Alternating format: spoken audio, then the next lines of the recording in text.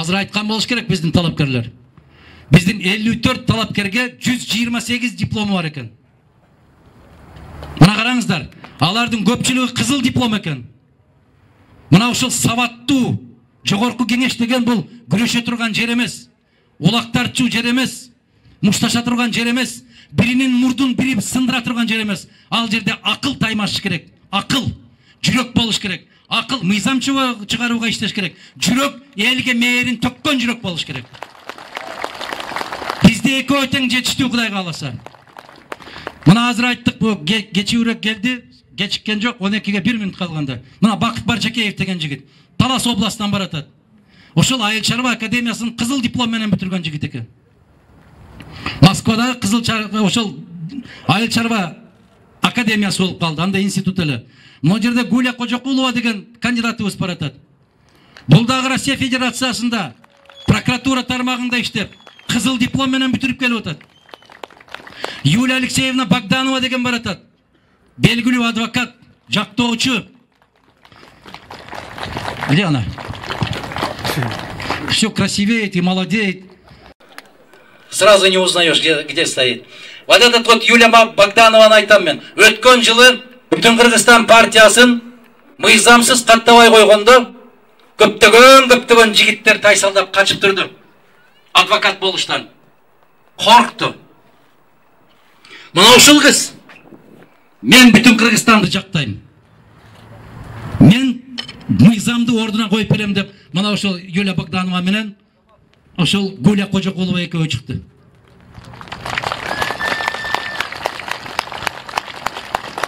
Ошол жердеги отурган соттордун бүтүндөй баарына Кыргыз Республикасынын мыйзамы кандай деп жазылган, ал кандай аткарылыш керек экендигин ошол Богданова айым кулагына куюп түшүндүрүп берди. Кандай чечим алганын сиздер жакшы билесиздер. Сыртта туруп сиздер кыйкырып турдуңуздар. Бизден бир бөтөлкө суу сурабай, бир урттам суу сурабай, бир чиштем нан сурабай турдуңуздар. Мындай элдин алдында садага кетсең дагы аздык кылат эмеспи?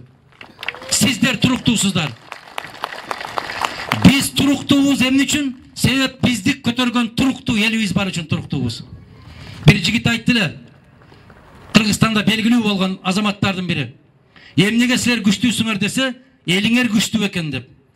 Эмнеге силер тазасыңар десе, элиңер таза экен деп. Мына ошол суу алып келип берип атты. Кайда керемес жигиттерибиз, кыздарыбыз. Бир бөтөлкөдөн суу алып келип берип атты. Ошону дагы албай турган жигиттерди, кыздарды көргөндө мен негизи каттуу деп эсептеген менин өзүмдүн көзүмө жаш айланды. Кантип кутулам мен ал карыздан? Акча менен берип койгон карыздан акча берсең кутуласың. Бирок бүтүндөй жан дүйнөсүн сага берип койгон кишиден кантип кутуласың ал карыздан? Бул өмүр бою мойнуңа илинген карыз. Анын актаунун бир гана жолу бар.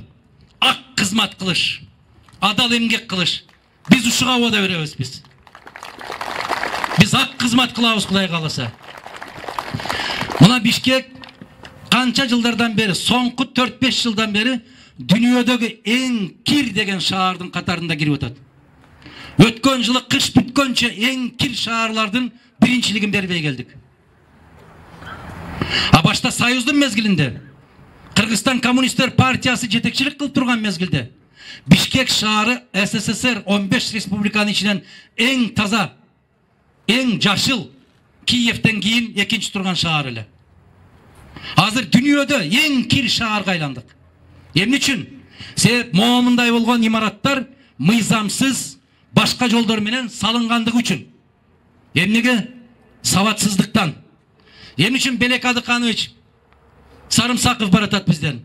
СССРдин мезгилиндеги 5 эле киши болгон экен, архитектура боюнча кандидат, илимдин кандидаты. Мына Белек Адыканович Сарымсаков ушул. Келиңиз бери.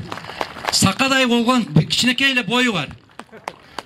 Бирок ушул киши Союздун мезгилинде бардык башка республикалар менен атааңдашып, архитектура илиминин кандидаты болгон экен. Биз эмне үчүн ушул кишиден сурандык? Биздин катарыбызга келиңиз. Биздин Бишкек шаарын дагы өлкөнүн жүзүнө айландыралы. Абаны тазалайлы. Пробкаларды жоготолу.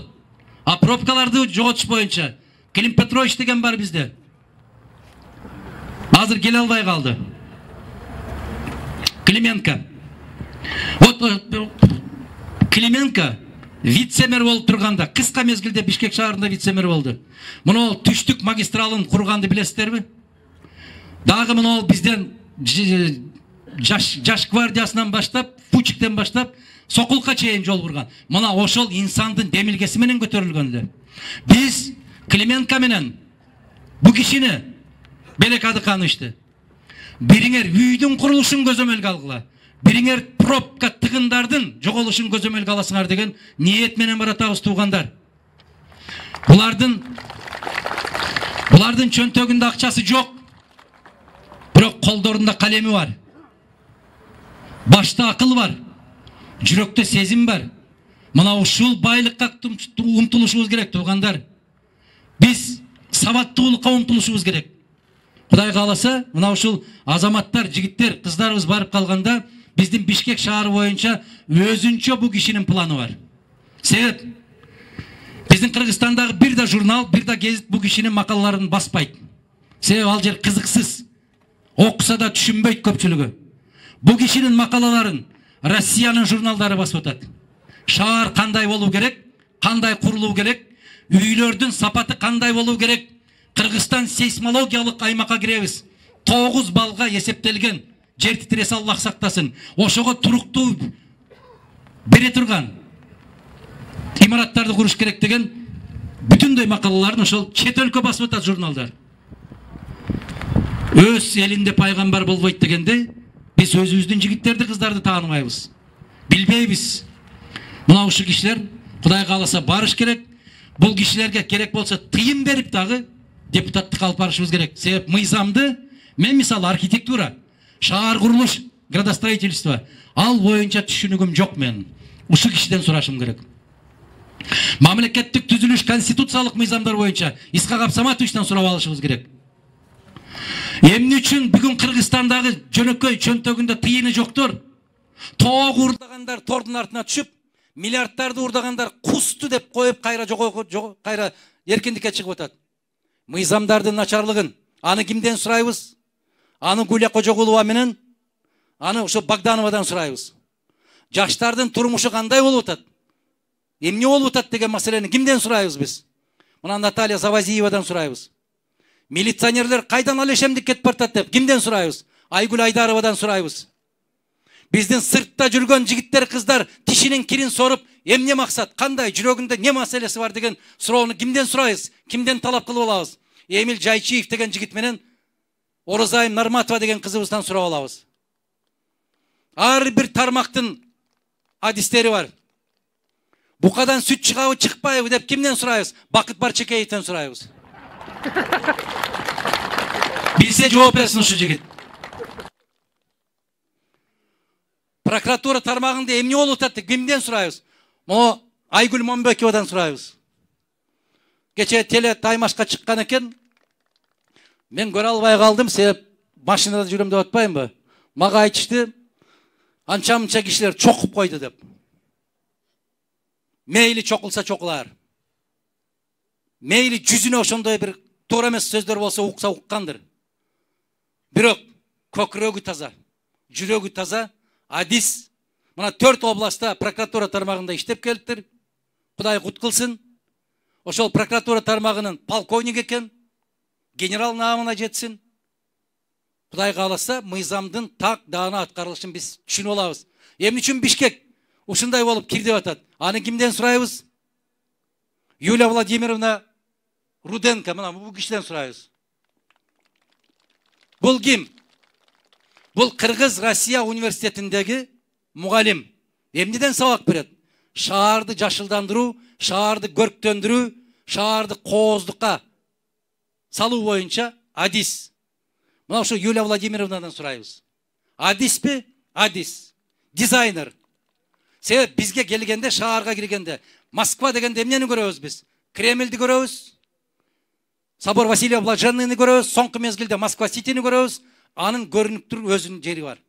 Бизде Бишкек дегенде эмнени көрөбүз? Филармонияны көрөбүз. Тургунбай Садыков жасап кеткен Манас комплексин көрөбүз. Аны ким салып кеткен, куруп кеткен?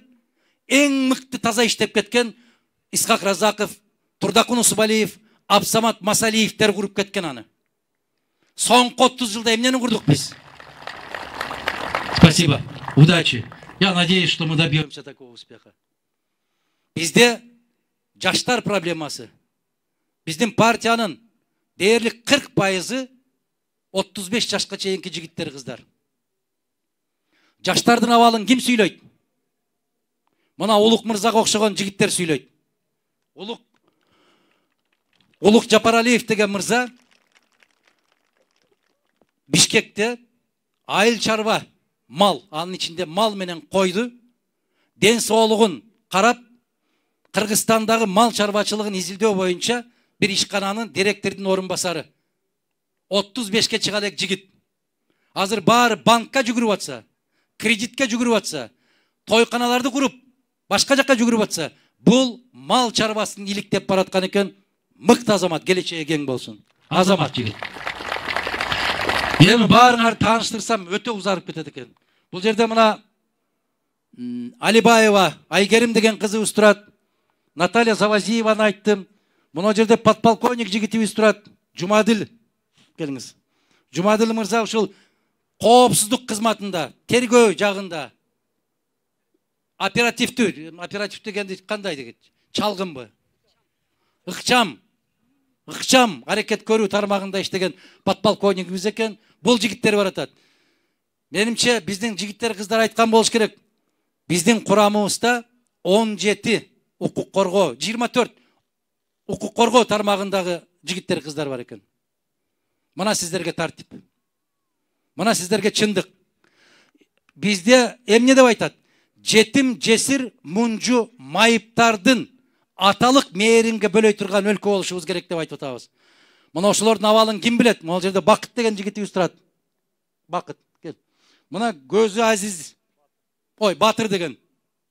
Батыр деген жигитибиз турат. Азиз, көзү Азиздер коомунда. Өткөн жылы дагы, өткөн шайлоодо дагы биздин парламенттен депутаттыкка талапкер болуп барып, мыкты добушка ээ болгон жигитибиз ушул. Барбыл, Батыр мырза. Эч ким калган жокпу?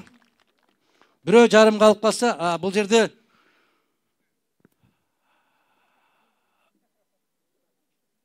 Нокен районунан, Кочкор Ата шаарынан талапкер болуп баратат. Сүйлөдүңөрбү бул жерде?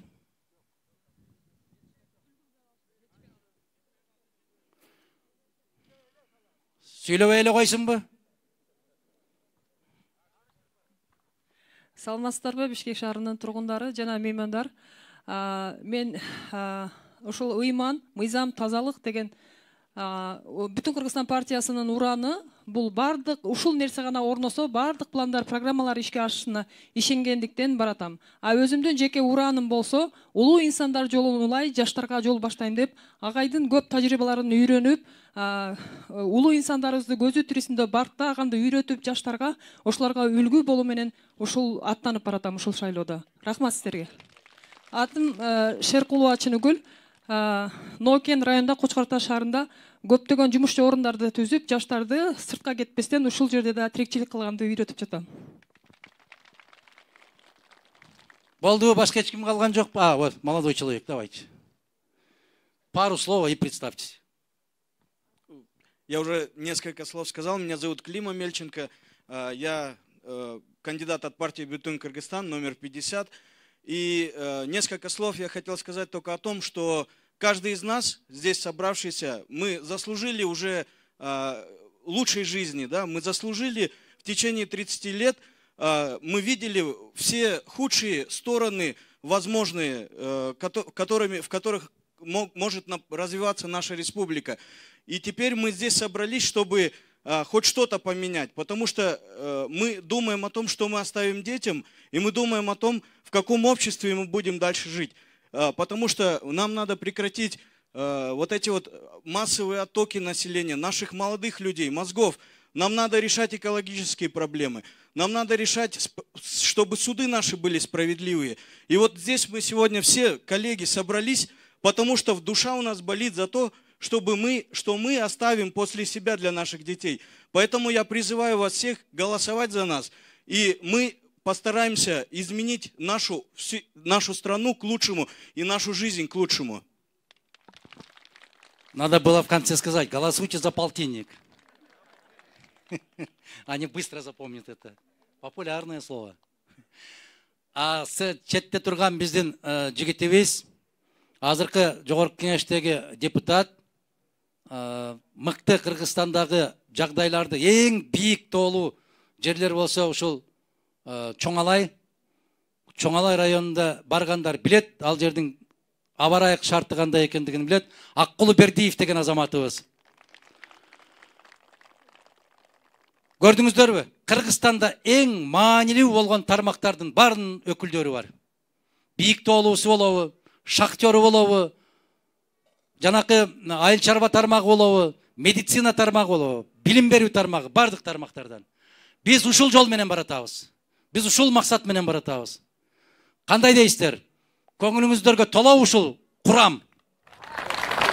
Биздин курамда өлкөгө, мамлекеттин куржунуна, элдин чөнтөгүнө кол салган бир да инсан жок. Болса айтышсын. Жок нерсени үстүбүзгө шыбап келатат. Айтпаганды айттырып атат, дебегенди деди деп атат, жасабаганды жасады деп атат. Кудай куру доомат жалган жалаалардан сактаган болсун деп дуа кылабыз биз.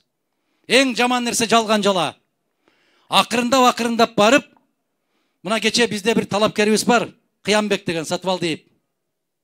Ошол жигит айтат, кайра мына ол жердеги жигиттер дейт, мага арыз жазып, түк токтотпой коюшту дейт. Эмне үчүн талапкерлигин алабыз деп аракет кылып атат. Ошол Сузактан баратат, Жалалабаттан. Эмнеге? Себеп аябай каттуу талапкер болуп аткандыктан дейт. Мен дейт, жогорку окуу жайда окуп, дипломду алсам, сенин дипломуң туура эмес экен деп маселе коюп атат дейт. Курсташтарым келди дейт мага, мени менен 5 жыл чогуу окуган курсташтар. Мени окуткан эжекелер келди дейт. Бирок ар кандай жолду таап атат дейт. Ушулбу таза өтүп аткандыгы? Шайлоонун тазалыгы ушулбу? Жерлерде биздин бүтүн Кыргызстанга күйөрман болуп жүргөндөрдү ар кандай шылтоолор менен чакырып алып сурап атат дейт. Кече балыкчыда бир аксакал сүйлөп койду. Эмнени сүйлөдү? Калыс гана сөзүн сүйлөп койду. Ошону чакыртыптыр. Мен сиздерге айтайын, эскертейин. Эгерде көкүрөгүбүз таза болсо, колубуз таза болсо, бир гана жараткандын алдында гана чөгөлөйлү, бир пенденин алдында чөгөлөбөйбүз биз. Биздин тизебиз жаратканга чөгөлөш үчүн жаратылган. Биздин белибиз жараткандын алдында ийилиш үчүн ийилген. Бүттү, башка нерсеге ийилбейбиз биз. Биз адамбыз. Биз байлап, жетелеп барып байлап койгон жерде турбайбыз. Биз эркинбиз. Биз дем алабыз. Биздин жаныбызды жараткан берген, алчу дагы жараткандын өзү бир да пенде ала албайт. Ушуну биз терең билип коюшубуз керек. Жерлердеги баякы чакыртуулар, анан ар кандай суроолорду бергендер 6 күн калды, Кудай кааласа бүтөт. Баары өзүнүн ордуна келет, Кудай кааласа.